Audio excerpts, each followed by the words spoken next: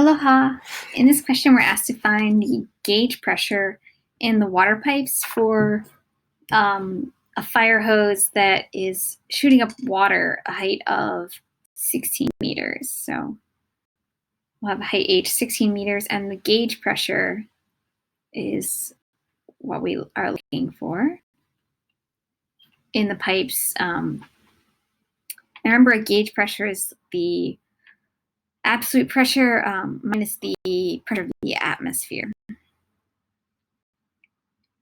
So we can analyze this problem just starting with Bernoulli's equation, and I guess we can draw like some kind of pipe system, and then it goes to some kind of hose, and then water is going to be shooting up into the air. And we can write down Bernoulli's equation. So in the pipes themselves, we have, I'll call P1, V1, the velocity there, rho g H1. And then the other side of the equation, this is like an energy conservation equation.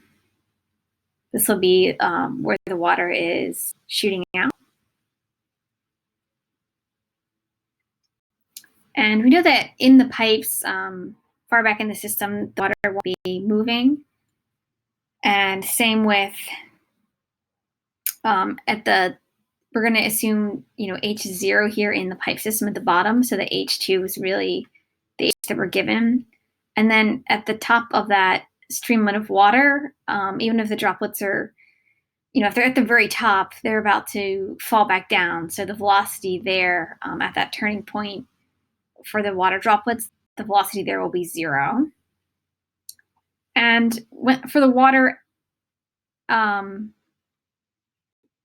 that's shooting out, the pressure it will experience is the atmospheric pressure.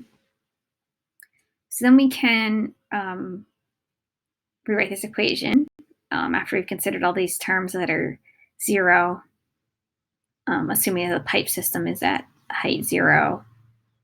We have P1 is the atmospheric pressure plus rho GH. Rho is the density of the water. Kind of make sure it looks different than the pressure P. So then you see that this can be an equation for the gauge pressure. That's P1, the pressure in the pipes, minus the atmospheric pressure. So that's how that gauge pressure is defined. And that's when we subtract this term to the other side of the equation, that's equal to rho GH. And we know the density of water is a constant of nature that you can find in the textbook, 1,000 kilograms per meter cubed.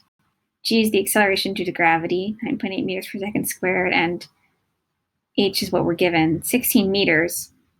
So then we can just plug these numbers into a calculator, and that'll be our answer for the gauge pressure. So it's about 1.6 times 10 to the 5 newtons per meter squared.